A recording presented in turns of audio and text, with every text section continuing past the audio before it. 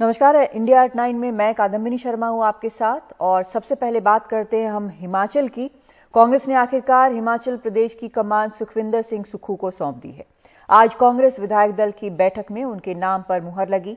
सुखविंदर सिंह सुक्खू कल सुबह 11 बजे मुख्यमंत्री पद की शपथ लेंगे। सीएम पद की रेस में माने जा रहे मुकेश अग्निहोत्री उप मुख्यमंत्री बनेंगे। इस ऐलान के तुरंत बाद सुखविंदर सिंह सुक्खू ने कहा कि हम एक टीम के तौर पर काम करेंगे, हिमाचल को आगे बढ़ाना है और ईमानदार प्रशासन देना है।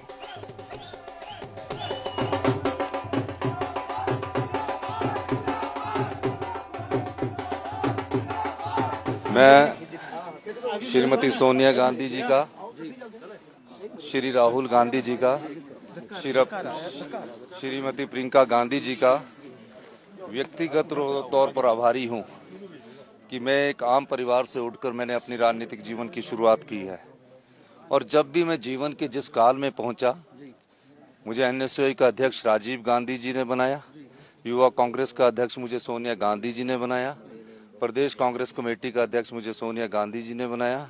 और गांधी परिवार ने मुझ पर जो एक साधारण परिवार से उठकर राजनीति की जो सीढ़ियां मैंने चढ़ी है, उसमें गांधी परिवार का बहुत बड़ा योगदान रहा। इस योगदान के लिए मैं उनका व्यक्तिगत तौर से धन्यवाद करता हूं। और हिमाचल की जनता का, जिन्होंने हिमाचल प्रदेश में कांग्रेस पार्टी की सरकार लाई है, जो वादे हिमाचल की जनता से हमने किए हैं, उन वादों को अक्षरशः लागू करने का दायित्व और जवाबदेही मेरी है। इस दृष्टिकोण से भी हमें आगे जो चुनौतियां हैं उनका सामना करना है। एक बात हमने कही थी, हम सत्ता के लिए नहीं चाहते हैं, हम सत्ता व्यवस्था परिवर्तन के लिए लाए हैं। कुछ समय दीजिए, हमें परिश्रम करना है, हमें संघर्ष करना है और उसके बाद एक नई सोच के साथ, एक नई व्यवस्था के साथ हिमाचल प्रदेश को हिमाचल की भोली वाली जनता के साथ एक सुंदर प्रदेश और स्वच्छ प्रदेश और ईमानदार प्रदेश के रूप में आगे बढ़ाना है। जनता से क्या कहना चाहेंगे? सुन रही है इस वक्त जनता, आपको उनसे क्या कहना चाहेंगे? सीधा संवाद आप क्या करना चाहेंगे? मैं जनता से सिर्फ इतना कहना चाहता हूं, आपने हमें आशीर्वाद दिया है, अपना भरपूर प्यार दिया है और आप हमें कुछ समय दीजिए। समय के अनुसार मैं आने वाले समय में आपको जो भी चीजें होगी, जो भी हमारे फैसले होंगे, वो जनता, जो आम परिवार से निकले हुए समाज के लोग होते हैं, गरीब लोग होते हैं, और जो समाज के, जिनसे समाज बनता है, चाहे वो किसान है, बागवान है, युवा है, इन सब के फैसले उनके हित से उनसे चर्चा करने के बाद लिए जाएंगे। और दृष्टिकोण हमारा सब प्रकार से सब लोगों की मदद करना होगा। बहुत बहुत धन्यवाद। सर, मुकेश जी डिप्टी बने हैं, उनके साथ कैसे सामंजस्य रहेगा और किस तरीके? मुकेश अग्निहोत्री जी मेरे भाई हैं, विधायक दल के नेता थे। हमारा आपस का सामंजस्य बहुत जबरदस्त था और अब मुख्यमंत्री के तौर पर आए हैं। हम दोनों भाई एक टीम के तौर पर कार्य करेंगे।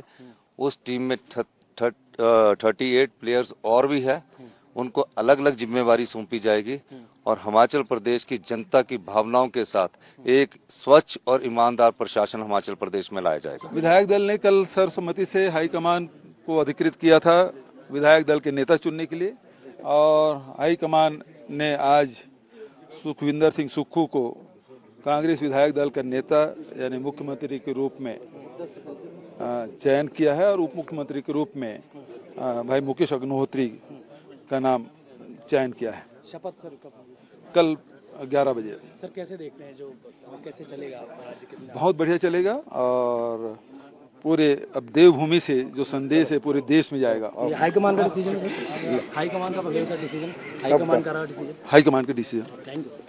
चलो उधर विजुअल तानिया जी, आज फोटो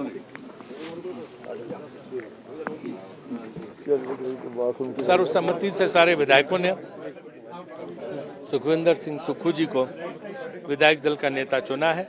कल उनको मुख्यमंत्री पद की शपथ दिलाई जाएगी। उप मुख्यमंत्री के रूप में मुकेश अग्निहोत्री जी को पदासीन किया गया। ये हाईकमान ने निर्णय लिया है। अभी हम कुछ मंत्रियों का ही शपथ करेंगे, उसके बाद मंत्रिमंडल विस्तार बाद में होने का मुख्यमंत्री जी तय करेंगे। प्रस्ताव हुआ था हाईकमान बिछोता, आज भी जो है सुक्खू जी को मुख्यमंत्री और अग्निहोत्री जी को उप मुख्यमंत्री का फैसला किया और कैबिनेट की एक्सपेंशन बाद में होगी। क्या लगता है सर, हाईकमान से डिसीजन आया, कैसा अब राज्य कैसा चलेगा? बढ़िया राज चलेगा, मिलकर चलेगा सब। और हिमाचल प्रदेश की अध्यक्ष कांग्रेस की अध्यक्ष प्रतिभा सिंह शुरुआत में सीएम पद की रेस में मानी जा रही थी, लेकिन बाद में उनके नाम पर सहमति नहीं बन पाई थी। प्रतिभा सिंह की दावेदारी कमजोर पड़ने का बड़ा कारण उनका मंडी सीट से सांसद होना है। हाल ही में विधानसभा चुनाव में मंडी जिले की 10 में से कांग्रेस सिर्फ 1 सीट जीत पाई थी। ऐसे में कांग्रेस प्रतिभा सिंह को सीएम बनाकर उपचुनाव का रिस्क नहीं लेना चाहती थी। प्रतिभा जी, अंदर क्या कुछ डिसाइड किया गया? क्या कुछ वो सर्वविदित है, क्या डिसाइड हुआ सर्वविदित है। हम हाईकमांड का जो फैसला है उसको मानते हैं। अच्छा, क्या आपको कैबिनेट में तरजीह दी जाएगी आपके कैंप को? मैंने बोल दिया हाईकमांड का फैसला हमें मान्य है और बधाई देते हैं हम। ठीक है। इस पूरे घटनाक्रम पर शिमला से वेदांत अग्रवाल की ग्राउंड रिपोर्ट। सुखविंदर सिंह सुक्खू हिमाचल प्रदेश के अगले मुख्यमंत्री बनने के लिए तैयार हैं। यहाँ पर हम आपके विधानसभा हिमाचल में मौजूद हैं। यहाँ पर हमने देखा किस तरीके का गर्मा गर्मी का माहौल था, नारेबाजी थी, लेकिन उसके बाद कांग्रेस ऑब्जर्वर्स हुड्डा जी और बघेल जी दोनों ही यहाँ पर मौजूद थे। साथ ही राजीव शुक्ला भी यहाँ पर मौजूद थे जो स्टेट इंचार्ज हैं कांग्रेस के, और उन सबकी अध्यक्षता में ये विधायक दल की बैठक हुई और विधायक दल की बैठक में ये निर्णय लिया गया हाईकमांड की, आला कमान की पूरी सहमति के साथ कि विधायक दल के नेता चुने जाएंगे सुखविंदर सिंह सुक्खू और हिमाचल प्रदेश के अगले मुख्यमंत्री वही होंगे।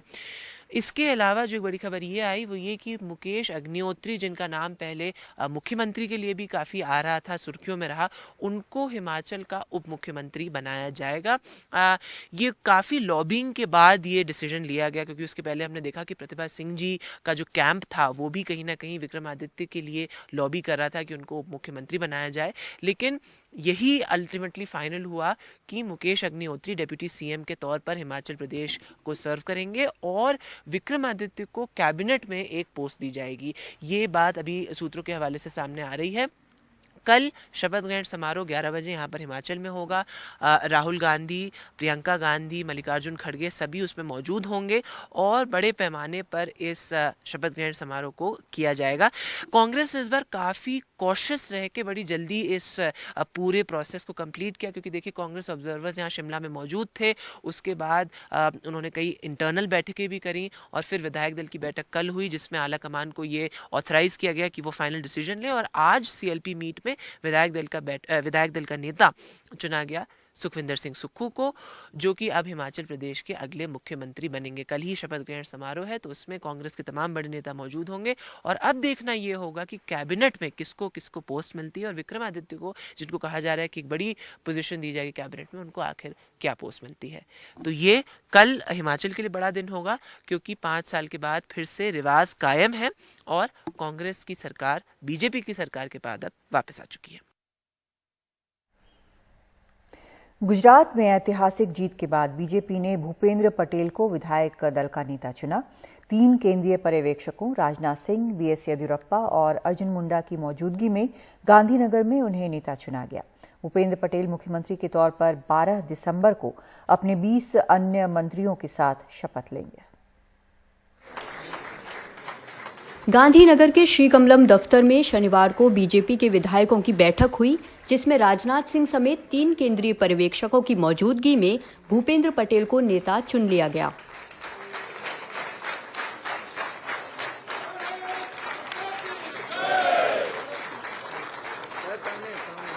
आधिकारिक तौर पर भी ऐलान कर दिया गया कि भूपेंद्र पटेल ही मुख्यमंत्री होंगे। एक संवाददाता सम्मेलन संबोधित करते हुए भूपेंद्र पटेल ने कहा कि नई सरकार बनते ही समान नागरिक संहिता लाई जाएगी। नहीं, वो तो बना दिया गया ही, हमने कमेटी की रचना कर दी गई है और जो भी उसकी भलामण आएगी उसके द्वारा ऊपर काम करेंगे हम। सूत्रों के मुताबिक भूपेंद्र पटेल और सीआर पाटिल शपथ ग्रहण समारोह में शिरकत के लिए दिल्ली जाकर पीएम मोदी, अमित शाह और जेपी नड्डा को न्योता देंगे और इसी बैठक में मंत्रियों के नाम भी तय किए जाएंगे। अल्पेश ठाकुर और हार्दिक पटेल से जब पूछा गया कि क्या उन्हें मंत्रिमंडल में जगह मिलेगी, तो उन्होंने कहा कि ये पार्टी आलाकमान तय करेगा। ये बताइए कि कैबिनेट में क्या डिसाइड हुआ, आपको क्या मिल रहा है? अरे नहीं, ऐसा कुछ नहीं है। पार्टी ने मुझे एमएलए बनाया है, मैं पार्टी का शुक्रिया अदा करता हूँ, मेरे दोनों नेताओं का शुक्रिया अदा करता हूँ और पार्टी जो भी जिम्मेदारी देगी निष्ठा से निभाऊंगा। हार्दिक, आपका कैबिनेट पोर्टफोलियो क्या लग रहा है? आप एक बहुत इन्फ्लुएंशियल बैकग्राउंड से भी आते हैं, पाटीदार कम्युनिटी से आते हैं। मुझे आइडिया अपनी कोई बात जाहिर करी है कि मुझे आइडिया ही नहीं है, कैसे पता चलेगा? वो तो पार्टी का शीर्ष नेतृत्व तय करेगा। अहमदाबाद से तनुश्री पांडे की रिपोर्ट, एनडीटीवी इंडिया। दिल्ली में एमसीडी चुनाव के बाद आप, बीजेपी और कांग्रेस तीनों ही एक दूसरे पर पार्षदों को तोड़ने का आरोप लगा रहे हैं। कांग्रेस के 2 पार्षद और उपाध्यक्ष पहले आप में शामिल हुए, फिर रातों रात कांग्रेस में वापस आ गए। पार्षदों को लेकर क्या है तीनों पार्टियों की रणनीति, देखिए इस रिपोर्ट में। दिल्ली नगर निगम के मेयर पद के चुनाव की घोषणा भले अभी न हुई हो, लेकिन पार्षदों की जोड़ तोड़ शुरू हो चुकी है। आम आदमी पार्टी के अरविंद केजरीवाल ने शनिवार को अपने पार्षदों को बुलाकर कई राजनीतिक नसीहतें दे डाली। ये अब आप लोगों को खरीदने की कोशिश करेंगे। ऑलरेडी फोन आने चालू हो गए हैं। कुछ लोगों के पास फोन आए हैं, किसी को कह रहे हैं 10 लाख ले लो, किसी को कह रहे हैं 50 लाख ले लो, हमारे पक्ष में वोट डाल दो। मुझे पूरी उम्मीद है आप में से कोई नहीं बिकने वाला, एक आप में से हीरा है, मेरे को पूरी उम्मीद है। लेकिन इनको एक्सपोज करना भी जरूरी है, तो अपने अपने फोन रिकॉर्डिंग पे लगा लो, जो भी फोन आए रिकॉर्ड हो जाएगा। आम आदमी पार्टी के आरोपों पर बीजेपी कैसे खामोश रहती? सो आनन फानन में बीजेपी ने भी अपने पार्षद मोनिका पंत के साथ प्रेस कॉन्फ्रेंस की, फिर जोड़ तोड़ की शिकायत करने एंटी करप्शन ब्रांच में गए। शिखा गर्ग किस प्रकार से हमारी पार्षदा को अप्रोच किया, प्रलोभन दिया, तरह तरह के, यहां तक कि उन्होंने बात बोली कि एरिया फंड भी देंगे और बाकी फंड भी देंगे, ये बातें भी करी। 8:52 पे वो कॉल करती है कि मुझे आपसे मिलना है, जो भी आपको मोनिका जी ने बताया। हम कोई हवा में बात नहीं कर रहे, सबूतों के साथ हम बात कर रहे हैं। दिल्ली नगर निगम के चुनाव में आम आदमी पार्टी के 134, बीजेपी के 104 और कांग्रेस के 9 पार्षद जीते हैं। मेयर पद के लिए 126 वोट से ज्यादा चाहिए, लिहाजा सबसे ज्यादा जोड़तोड़ की शिकार कांग्रेस है। शनिवार को कांग्रेस ने अपने सभी 9 पार्षदों को मीडिया के सामने बुलाया। शुक्रवार को दिल्ली कांग्रेस के उपाध्यक्ष अली मेहंदी और 2 पार्षद आम आदमी पार्टी चले गए थे, लेकिन कुछ ही घंटे के बाद फिर ये लोग कांग्रेस में आ गए। कांग्रेस में अब ये वफादारी की कस्में खा रहे हैं। मैं इमोशनल ब्लैकमेल हो गया, क्योंकि मुझे इमोशंस में आया कि मुझे अपने क्षेत्र की जनता का काम कराना था।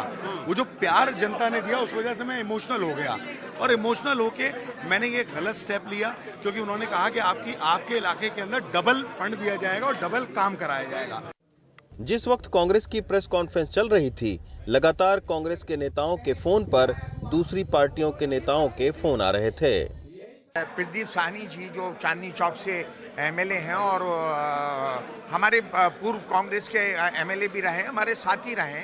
उसके अलावा भी मैं देखिए ये बात को बड़ी हल्की मानता हूँ, लेकिन क्योंकि लाइव प्रेस कॉन्फ्रेंस चल रही थी, हमें थोड़ा सा ये साबित भी करना था कि देखिए हम झूठ नहीं बोल रहे। अचानक 2 बार उनका मिस कॉल आ जाती है और वो अचानक अभी नहीं आई है। दिल्ली नगर निगम में पहले कचरे पर राजनीति, फिर चुनाव में हाई प्रोफाइल नेताओं का प्रचार, अब मेयर पद के लिए जोड़ तोड़। निगम जैसे स्थानीय चुनाव में राष्ट्रीय राजनीति के दांवपेच भी खेले जा रहे हैं। नगर निगम की राजनीति में इस तरीके का माहौल शायद आपने पहले कभी नहीं देखा होगा दिल्ली के अंदर, जहां पर बड़े बड़े नेता चुनाव प्रचार कर रहे हों, चुनाव जीतने के बाद में बड़ी बड़ी जोड़तोड़ हो रही हो और तीनों ही पार्टियां एक दूसरे पर पार्षद खरीदने और बेचने का आरोप लगा रही हों। दिल्ली से जेवियर के साथ रवीश रंजन शुक्ला, एनडीटीवी इंडिया।